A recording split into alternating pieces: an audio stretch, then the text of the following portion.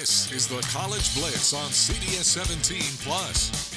College Blitz 2025 now has a full week of games for everybody to talk about, and wow, is there a lot to talk about. Kevin Holden, Sarah Holland. Okay, so Sarah, let's just get right to it. First of all, if you're a UNC fan, I'm going to take these headphones off, because if you're a UNC fan and you want to see what we're about to do here, I've got a little filter for you here. This will help you feel a little better about this. Here we go. There, we've got you covered, literally. Okay, sorry, I had to do it.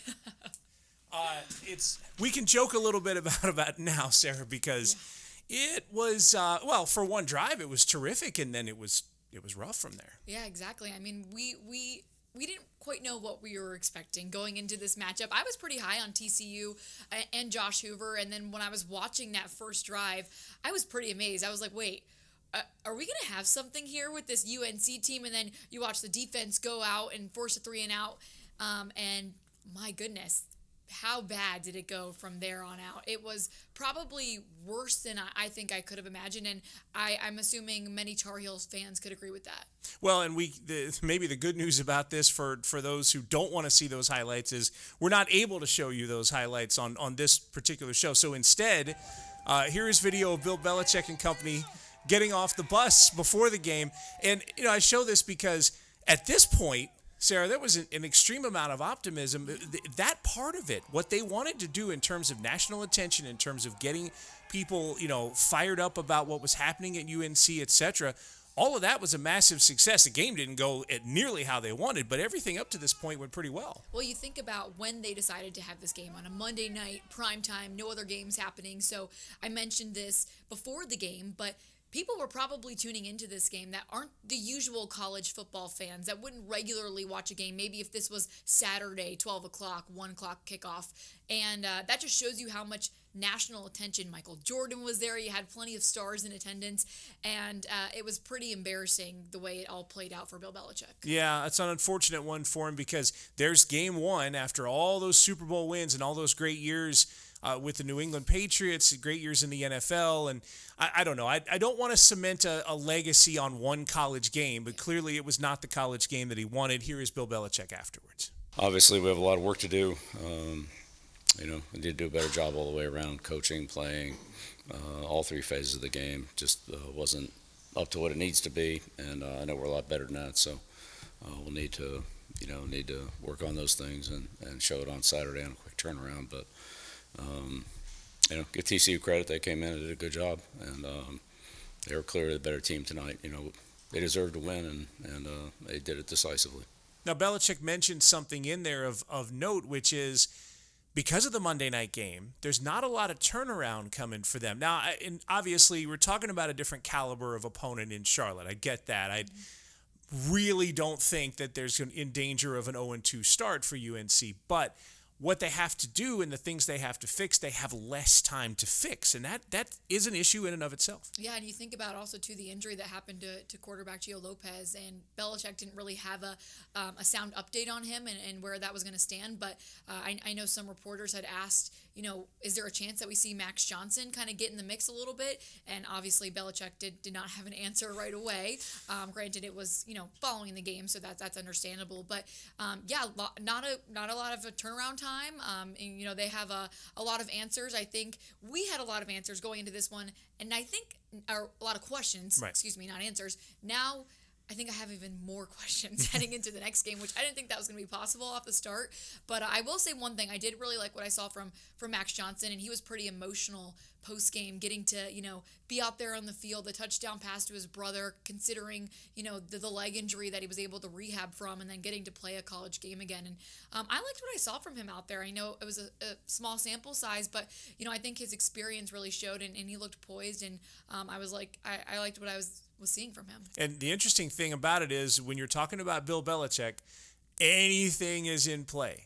And I mean, when I say anything, I mean Gio Lopez and Max Johnson could split series in the games to come. I mean, I think Belichick's going to do what he has to do, whatever it is, to get this team back on track after this first game. And Again, my guess is what that meant is we won't see that is not the end of Max. Like it's not just a guy who's going to play in blowouts. I think Max Johnson will play some kind of role for this team. But if you're going into practice and you have only a couple of days, I mean, what do you have? Really 3, because you're not going to do much the game before or the day before the Charlotte game. So you have Tuesday, Wednesday, Thursday after this loss to TCU.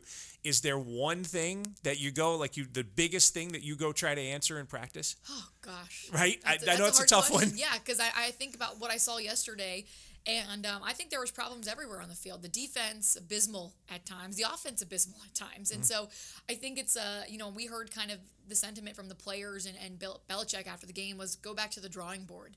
And it really feels like yesterday shows you how much more they still have to go. This team does not have a lot of continuity. And I expected some growing pains. Did I think it was going to be that bad game 1? No.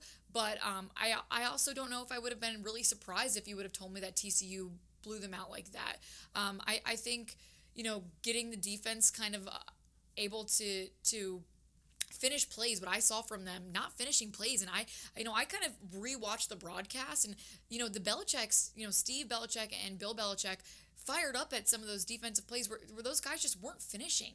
And I think that's really going to make them mad. So that was one of the areas I really noticed was just, being able to tackle better, that those fundamentals that they worked on and preached for so long to me just were absent yesterday. 41 unanswered points from TCU is the most by a Bill Belichick team, most allowed in a row by a Bill Belichick team anywhere at any level. So it is probably not the prettiest of atmospheres in Chapel Hill during the week, but we will get to Saturday and that game 2 against Charlotte. Then it's Richmond. They're playing the Cities the next couple of weeks. Yep. And then it goes to UCF and on from there. So they have a couple of weeks to kind of get things right. It was an intense first week, certainly in Chapel Hill, and one that didn't necessarily pan out for them. Now, the weird thing about this is that was a Monday game. Mm-hmm. If you're talking about NC State and Duke, now you got to go back 4 days to Thursday, and both of those had their openers at home. And we can start by talking about NC State in that game against ECU. It was going to be a big rivalry. It was going to be a game that had a lot of emotions and intensity tied into the bowl game that they had played the year before. That lived up to every bit of it, and it also lived up to ECU giving NC State everything they had. That took a 4th down stop at the end to win that game. That was not easy. I was at the Duke game during this game, and I remember looking at the score because it was about a 30-minute difference in kickoffs, and I saw at halftime it was 17-0, and I was like, wow, okay, this is a little bit easier for them than I expected. And then, slowly the second half starts, and it starts to kind of go downhill for NC State, and I was a little bit surprised, but I do know that there's some complaints there with Dave Doran in the past that this team just maybe changes their game plan when they're up ahead by so many points, and then you get into the second half and you're a little bit like, why are you not just putting the foot on the gas pedal and going and blowing this team out? Why are there some of those changes made? So that's really what I noticed from them. But I definitely liked what I saw from CJ Bailey in his first game. I would have liked to see it continue, that game plan, maybe getting to show off a little bit more of what C.J. Bailey can do into the second half. But ultimately, you come away with the win. Your defense able to prove that they can do what they can do late in the game. And also, too, NC State getting off to a hot start, which was not what they did last season. And I know that was kind of a point of emphasis with Dave Doran this offseason, was being able to get out to better starts. Yeah, certainly did that first half. And with the penalties that happened, even on those first few drives, there were penalties that killed drives. I mean, 17-0 was good, but Doran would tell you he probably thinks it should have been more early on, just because there were penalties, really rough ones in certain spots that killed a few drives, and then as that game went on, they just, ECU basically was just playing the slow catch-up game. So I think where you are with NC State is, Doran said it too, you're happy to be 1-0. That's the most important thing. You beat ECU, you beat a rival, so you don't have to worry about that. And they get, and we'll get into this here in a few minutes, but they get a conference game earlier than anybody else in the Triangle. They get a Week 2 conference game against Virginia. So you want to go into that with a 1-0 start. The momentum of having the defense do what they did at the end of that game is terrific. all of that stuff between about midway through the second quarter and about midway through the fourth quarter is what they're probably working on in practice this week. So that's going to be a thing. But as you mentioned, you were at Duke while we were at NC State. I was with Gibby at NC State, chasing him around.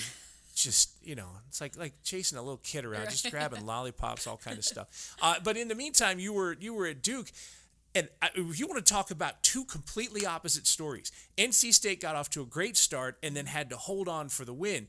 Duke was fighting for their lives in the first half, had a 10-10 game, and then came out in the second half and just showed what they could do. Surprising, right? I was at that game, obviously, and I was kind of looking and being like, okay, it's 10-10. Like, is this really the score right now of the game as we, go into the second half? And then, obviously, Darian Mensah able to kind of show us why he's there and pulls away at the end. But yeah, we talked with Manny Diaz a little bit after that game, and he kind of mentioned it was a nervy start, right? Like a lot of these guys had a little bit of those preseason nerves, jitters kind of, before the game, which is understandable, but it definitely, one thing's for sure, can not take them a full half to get acclimated, especially against a team like Illinois. Oh, that's going to be something. And we'll get into that too. But here is Manny Diaz talking about slow starts, because the way that Coach Diaz put it, Duke, yes, they had an issue with slow starts, but they weren't alone in week one in college football. He looked at it as a little more of a function of finally getting to play a first game, or a game, because you go from the recruiting and everything else to camp straight to a game, and Duke was one of the teams that had troubles with a slow start. Here's Coach Diaz. The reality of just getting into games, you can only so much you can simulate in scrimmages and in practice, and that's why the NFL, they play preseason games, and we're the only sport, even all the other college sports, play some sort of exhibition. We're the only one that just kind of rolls it out there and expects it to be sharp from the beginning. But I like the way that our guys persevered. We weren't far off on those first couple of drives, and no one got discouraged, and we just, even at halftime, the locker room was very positive. Yeah, so a couple of parts of that stand out. One is to not get discouraged, because 10-10 against Elon at halftime would be enough to drive some people to lose their cool, and that didn't happen, which paved the way for the second half. The other half is, he brings up a really good point, and Bill Belichick just learned this. You play preseason games in the NFL, and that's one of the parts of the process of developing guys. They don't have that in college. So can we fix that? You think we could get preseason games? What would a preseason college game look like? Don't even suggest that, Kevin. I am the number one preseason hater at the NFL level. I do not want to see that at the college level. No, it would be, you're talking about like just third stringers, like, freshmen and what? Yeah, it would be a pretty wild situation. Yeah. So if that's the case, and Duke, all they had was just a blip, then that second half's got to make you feel great about what's coming up with Illinois coming. I think it's going to be a tough matchup, but I'm excited. I was kind of doing some nerding out, I like to call it. And I was going through some old, film, specifically when Manny Diaz was back at Penn State and how they faced Luke Altmaier and what they were able to do. And Manny Diaz loves to blitz, and Altmaier's not a quarterback that does too well under pressure. So I think this game's going to come down to, how good is each team's pass protection, because Darian Mensah is going to face a much tougher defense than he did, obviously, understandably, when Elon was at Wallace Wade. So it's really going to be that first test to see, okay, how good is Darian Mensah, and how good are his receivers, and how good is this offensive line, and can they actually, protect this quarterback against a defense that is also really good. And it's a tough week, too, for a couple of teams here in the area. So we'll take a break, and we'll go looking forward. We'll stop looking back, and we'll look ahead to these week 2 matchups. A couple of these could tell you a lot about teams in the Triangle, and we'll do that right after this on College Blitz.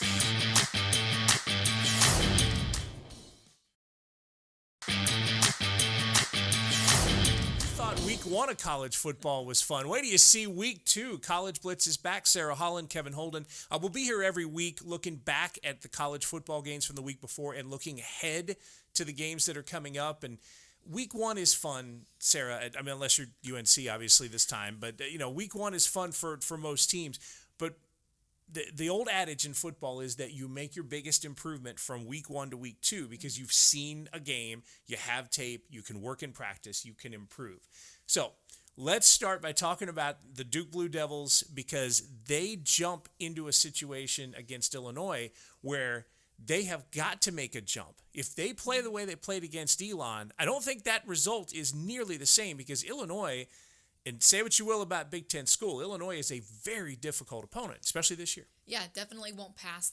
They will not get by Illinois if they play the way that they did against Elon. And I'm excited to see, what Darian Mentz is able to do against, I mentioned it before the break, but a better defense, right. A tougher secondary that he's going to face, and how that relationship between his receivers will grow when things get tough, right? We saw him last week, able to connect with a handful of different guys, spreading the wealth. And that was really fun to see, a quarterback that, gets the ball to multiple receivers. And we asked him after that game if that was sort of the game plan. And he was kind of like, no, whoever catches the ball. And that's what, it works. If it's one guy that catches the ball all game, that's the way it's going to be. So, but I definitely think that we're able to see sort of maybe relationships that he might favor over others. He talked a lot about Cooper Barkate, and he said, Coop's my dog. I think that could be a really good duo that we see. I really liked Andrew Anthony coming off an injury and able to, play in that game and show out. So, I'm kind of excited. I feel like you look at this you looked at Elon matchup as maybe as close as you can get to a preseason game, right? And now this is kind of the real deal. How are they going to be able to perform against a much better opponent? So I don't want to throw any kerosene on the UNC Duke fire. I don't want to make it stoked higher, but I'm going to do it. Brett Bielema is the coach of Illinois. Obviously, he's done a very good job. He's got Illinois highly ranked this year, thinking that there's a chance that they win the Big Ten. You all remember Brett Bielema as the coach at Wisconsin, then the coach at Arkansas, and now coaching at Illinois. But he had a job in between all of that. When I believe it was after Arkansas. Okay. So if you look at Super Bowl 53, that was in Atlanta. That was the Rams against the Patriots. Another Bill Belichick Super Bowl win. He's everywhere. And one of his assistants was Brett Bielema. Oh, who was on the staff briefly, and he was there that night and was one of the guys that helped. So if you need any other inspiration or anything else to get fired up here, just know that Bielema is he's in the Belichick coaching tree in a kind of a loose way. That's where he is. All right, so Manny Diaz talking about this Illinois team, and the biggest strength is that they don't have much of a weakness. It's just weird to have played against them 2 years ago and to be able to remember a lot of those same guys that you were standing across the field against. So, I would say in college football, people make mistakes. They think you win because of who your best players are, and normally you get beat by where your biggest weakness is.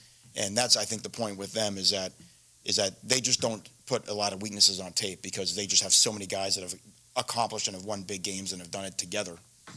And that's, if you're talking Big Ten, it starts with Ohio State every year, all the time. But Illinois thinks they've got a chance to crack that this year, and that's, well, for one, it's significant, but it's significant for Duke because last year's Duke team won 9 games. And if you ask Duke coaches and fans and players from that team, they'll tell you, I think that one of the most significant wins that they had was week 2 against a Big Ten team in Northwestern, who was a very good team. It came down, and they turned out to be a surprising bunch last year. But Duke beat them, and the confidence of that win got them in a position to be good in conference play. I think this win over Illinois, if they could pull this off, would be twice as good. I mean they're going to get 18 wins, but they will be. I think that will put them in a position to think that they're more than just a team that could repeat what happened the year before, that they're a legitimate contender. Definitely. And then you look at their week 3 opponent, Tulane, correct? So if you have a big game against a team like Illinois, you got the win against Elon, kind of using that as, your little bit of your preseason game. And I think you have a lot of confidence kind of moving on to the rest of the season. But this will not be an easy matchup for the Blue Devils. And it's going to be really interesting to see the way that, they prepare for this game. Duke's defense is one of the best, I think, in college football, can be the best with Chandler Rivers and their secondary and what they're able to do. And like I said, I think if they're creating havoc and, making Altmaier, have to run out of the pocket and not have the time and able to, be relaxed, I think they have a good chance at being able to disrupt an offense that is coming off a really big win. So that's a big game. Mm-hmm. And NC State has a big game for a completely different reason. It's Virginia. It's a conference opener. Mm-hmm. And it's one of those where instead of having 2 or 3 or 4 games to prepare for when conference starts, like UNC, for example, gets Clemson on October 4th. Everything else before that's non-conference. Yeah. NC State starts conference right now. They started it with a game against Virginia, and then they go to Wake on a Thursday night in week 3. But this is going to require like a little earlier tune-up on the part of the coaches and the players. In other words, you can't ease into it because this one's going to count for your conference record. Yeah, exactly. And I think the big thing, I'm curious to see is how they're able to make those week 1 adjustments to week 2 for NC State, and what is sort of the game plan like going into this one? If CJ Bailey and the offense get out to another quick start, is there, a difference in the second half with being a little bit more conservative? That's really, and I touched on that earlier, that's really what I want to not see, I guess, from NC State is being able to, finish games strong and just putting an opponent away when they're up. But yeah, it's going to be tough. It's going to be a tough matchup. I think the defense has to make sure that, they're not giving up explosive plays and kind of fine tuning a little bit more of those mistakes. But, like you said, I think maybe it is good that these teams done with week 1, maybe we'll see a little bit more of sharper football. Dave Doran has a lot of respect for Virginia's offense. Virginia's coming off a big win over Coastal. They looked really good in that game. Had a kick return for a touchdown, blocked a punt. You can tell they've worked really hard in recruiting and development. I think their receiver core is really impressive. Their running backs run hard. I mean, their quarterback's a good football player. Head coach's son, Morris, has been around, has been at a bunch of different programs, and they got good weapons, and he can make you pay if you're not sound in your pass rush. So Dave Doran knows he's in it. He goes right into week 2, and that it's a noon game. So is Illinois and Duke, a noon game. We talked a lot about UNC. We don't have to go too deep into this, but I got one more question about UNC. There is zero doubt that frustration will be transferred from Monday to Saturday.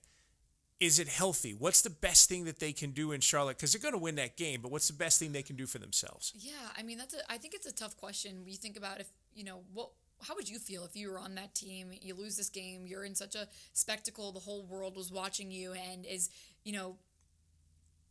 essentially putting you guys on a pedestal, and then it all kind of crashes and burns. And so I really think the biggest thing is just that, they spend this time at practice continuing to find a way to maybe create that continuity in those relationships. And then, maybe they have a little bit more confidence because it's not like they have to go face Alabama on Saturday, right? They kind of know, okay, maybe this will be an easier game for us, but obviously they shouldn't be heading in with that mindset. But yeah, man, it just, so many things went wrong that it's kind of hard to pinpoint, what they would have to do to be able to help themselves. But maybe it's just kind of, reevaluating a lot of those things at leadership standpoints, and like you said, largest loss for Belichick in his football coaching career, and so I'm sure he's not going easy on them at practice this week. Yeah, the answer to your question, how would I feel? I would want to win that game 300-0, and that's the thing is I'd have to be protected from myself as a player. I might do something dumb in that Charlotte game because, again, so much frustration comes out on Monday and you want to put it into Saturday. But that's Bill Belichick's job. Keep them focused and keep them from getting too frustrated. Get a win there, get a win against Richmond. Go to UCF 2-1, put this in the past, and then get into that conference schedule. Other games happening in the Triangle and in this area. Campbell at ECU is going to be a blast. ECU gave NC State quite a test there in the first week. It is as close to having momentum from a loss in an opening game as I could possibly imagine. And Blake Harrell, I'm sure, has played off of that all this week. Campbell ECU is a nice little, another little regional rivalry that can be worked out there. That's a 6 o'clock game. In the HBCUs, you've got NC Central at Old Dominion, and Fayetteville State is on the road at UNC Pembroke. A couple of those teams I've got a little bit of work to do. You had a chance to see Shaw. They're off this week after that loss against Albany State. They got some stuff they'll be working on. Yeah, that was not a pretty game. Definitely some kinks they got to work out. The offense looked really out of sync for the majority of the game there. So, they're off. Maybe that's what they can spend some time working on and then kind of get back to it in week 3. Yeah, and Fayetteville State's got a similar situation, even though they've got a road game at UNC Pembroke here in the second week of their season. They didn't score anything against Benedict. They put a 0 up, so they would like to fix that. And by the way, Fayetteville State's early schedule, I'm not sure if there's a reason that this was done. Still kind of new, so there's some things I'm learning here. Mm-hmm. But Fayetteville State starts this season with 4 straight road games. They're at Benedict this past week, at UNC Pembroke this Saturday, at NC Central, which is going to be a blast for the locals here, and then at Elizabeth City State. And then they finally get a home game against Virginia State on September 27th. And then are they back on the road, or is it some home games? No, let me go back to it here. Then they're on the road again at Bowie State. Wow. So 5 of their first 6 games on the road. Yeah, that's tough. It's like impossible to gain a ton of momentum out of that. Yeah, so, exactly. But as a coach, you play the adversity, right? You tell them that's where it is. All right, Sarah, we've been through a week of triangle football and no shortage of interesting stuff. This is going to be a lot of fun seeing where these teams go in the next couple of weeks, but especially to see NC State against Illinois, or Duke against Illinois, NC State against Virginia in that conference opener. Should be a lot of fun. Sarah, we appreciate it. We're going to do this again next week? Yeah, love it. Maybe we'll get Gibby in here if we could chase him down. Yeah, all 3 of us. Oh, that's a blast. But Gibby's got stories, too. That's the thing. We might have to split it into a couple parts. He's a longtime native around here, so he knows everything. So That's always a good thing. Sarah Holland and Kevin Holden on the College Blitz. We appreciate you watching. Join us here every week.